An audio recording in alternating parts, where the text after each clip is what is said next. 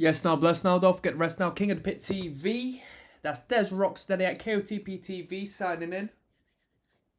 We're going to learn a little bit today, people. Class is in session. We're learning about ACDC. In particular, we're going to start from the start. As we do with listening through to the music, we start from the top.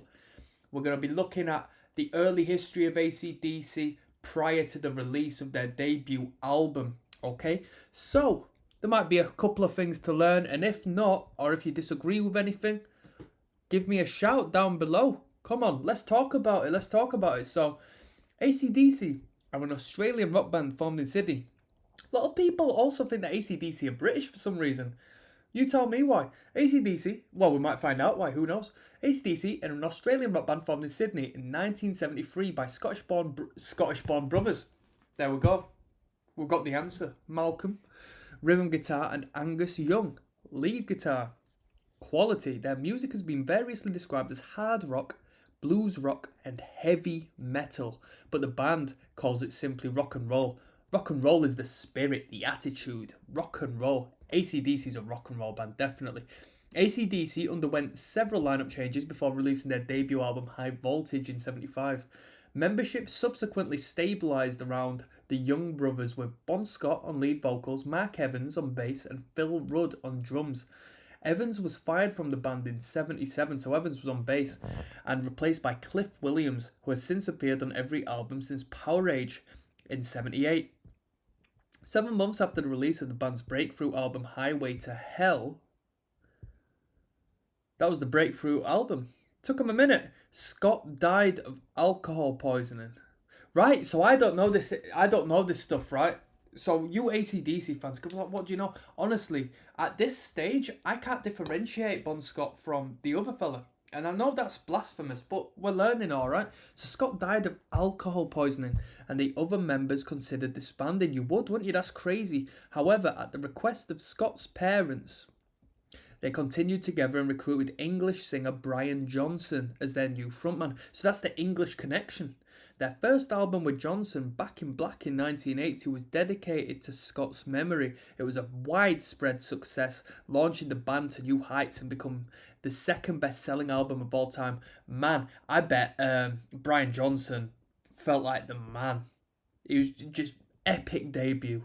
The band's 8th studio album, For Those Who Were About to Rock in 81, was their first album to reach number 1 in the US prior to the release of their next album, Flick of the Switch in 83. Rudd left the band and was replaced by Simon Wright, who was himself replaced by Chris Slade 6 years later. The band experienced a commercial resurgence in the early 90s with the release of their 12th studio album, just a casual 12th studio album, The Razor's Edge. It was their only album to feature Slade, who was replaced by the returning Rudd in 94. Rudd has since recorded 5 more albums with the band, starting with Ball Breaker in 95. Their 15th studio album, Black Ice, was the second highest selling album of 2008. My mate was mad on that record, and the biggest chart hit since For Those About to Rock, eventually needing number 1. It goes to show, man. I know ACDC larger than life, but they plugged along these records, hitting and missing, and then in the 2000s they was still breaking down new walls and getting back in the forefront of things.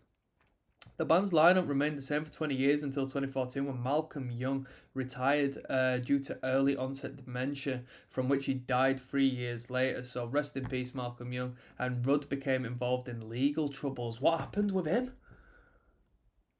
You know what, people? Hold on, let's see if we've got these legal troubles. What Phil Rudd went through.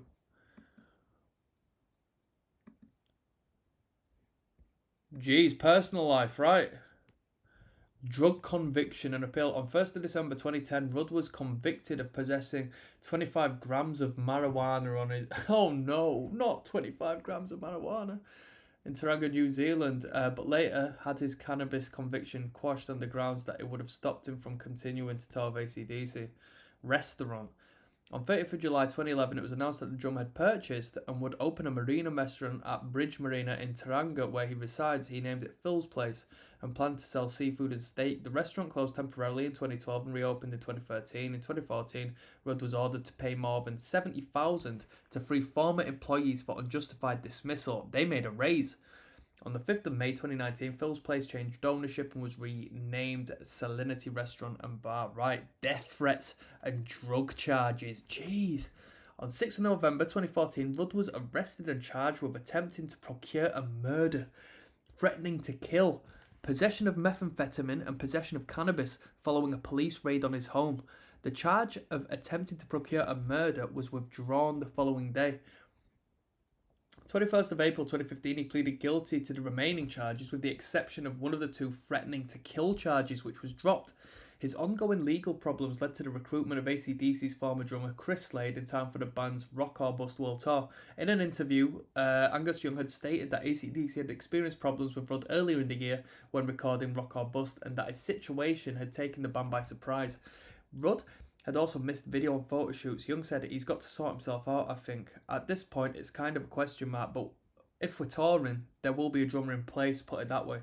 In the same interview, Young also said, Phil created his own situation. It's a hard thing to say about the guy. He's a great drummer and he's done a lot of stuff for us, but he seems to have let himself go. He's not the Phil we've known from the past. In May 2015, Rudd stated that he hoped to return, but he said there was no contact from the band, adding, I'm sure they're having a great old time. I've seen the error of my ways, so onwards and upward from here. Phil Rudd is one of the tightest drummers I've ever heard on record as of so far. It's mad though. If they've got comfortable with new drummer. On 9th of July 2015, Rudd was sentenced to 8-month home detention in order to pay a New Zealand amount of money in reparation. His appeal to be discharged without conviction was rejected. A subsequent appeal of the sentence to the High Court was dismissed. In a 2016 interview, Rudd said that since completing his home detention that March, he was seeing a psychiatrist weekly and had given up the crazy stuff. He had also revealed he planned to tour Europe to promote his album Head Job. There we go, little factoid there. Guys are mad at. Come on, Phil. Come on, Phil. That's what I'm talking about. That's rock and roll, people. Come on. Come on now. Cool. Let's see what's going on then. On the accompanying tour... Yep. In 2016, Johnson was advised to stop touring due to worsening hearing loss, and Guns N' Roses singer Axl Rose stepped in as the band's frontman for the remainder of that year's dates. We've got to find that stuff on YouTube. We have to see that on YouTube. Axl Rose fronted ACDC. Longtime bassist and backing vocalist Williams retired at the end of the Rock and Bust tour, and the group entered a 4-year hiatus. A reunion of the Rock or Bust lineup was announced in 2020, and the band's 70s studio album Power Up was released 2 months after. ACDC have sold more than 200 million copies worldwide, including 75 million albums in the US, making them the 9th highest selling artist in the United States and the 16th best selling artist worldwide. Back in Black has sold an estimated 50 million units worldwide, making it the best selling album of all time, the second best selling album of all time, and the highest selling album by a band. So let's re-clarify who did the best selling album.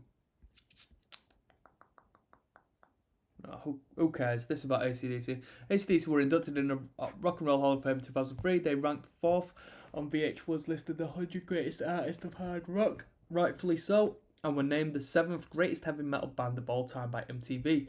In 2004, they ranked number 72 on the Rolling Stone list of the 100 greatest artists of all time. American record producer Rick Rubin, who wrote an essay on the band for Rolling Stone, calling them the greatest rock and roll band of all time.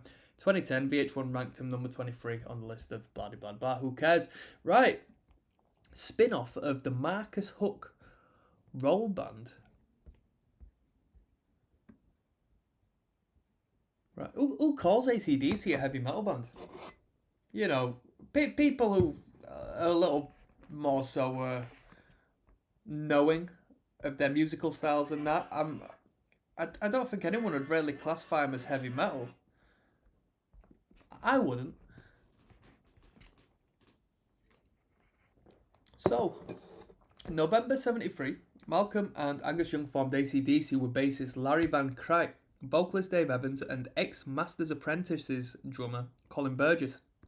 Gene Pearson booked the band to play at Checkers nightclub on New Year's Eve 73.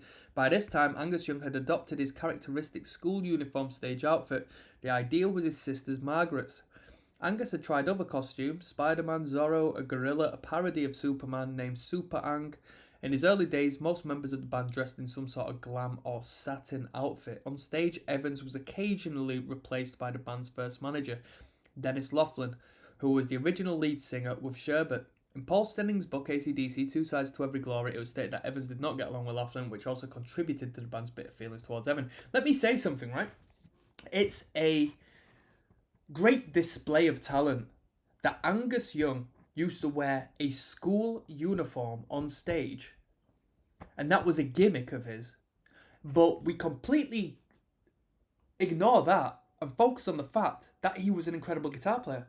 The idea that he dressed up as a schoolboy, I was aware of that, but it doesn't even cross my mind when I think of Angus Young. I think of his Les Paul. Is it a Les Paul? Gibson? I don't know. But you know what I mean? Malcolm and Angus Young developed the idea of the band's name after their sister, Margaret Young, saw the initials ACDC on the AC adapter of a sewing machine. ACDC is an abbreviation meaning alternating current, direct current electricity. The brothers felt that this name symbolised the band's raw energy, power-driven performances of their music. ACDC is pronounced one letter at a time, though the band are colloquially known as Akadaka in Australia. That's cool, Akadaka.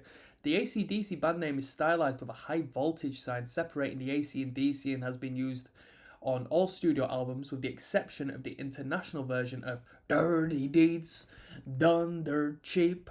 It was designed in 1977 by Jared Huerta. It first appeared on the international version of Let There Be Rock. Right. By the middle of 1974, the band had built up a strong live reputation, which led to a support slot for the visiting Lou Reed of the Velvet Underground. Sometime in 1974, on the recommendation of Michael Chugg, veteran Melbourne promoter Michael Browning booked the band to play at his club, the Hard Rock. He was not pleased with their glam rock image and felt that Evans was the wrong singer for the band, but was impressed by the Young brothers' guitar playing. Shortly after, he received a call from the band. Laughlin had quit as a manager, and they were stuck in Adelaide with no money.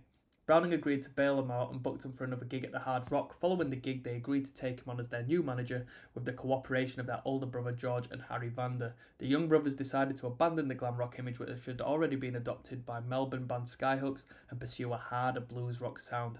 To this end, they agreed that Evans was not a suitable frontman for the group. Around this time, they also moved their base to Melbourne, where they frequently played at the Hard Rock. Right, cool. So we're getting to the Bon Scott era now.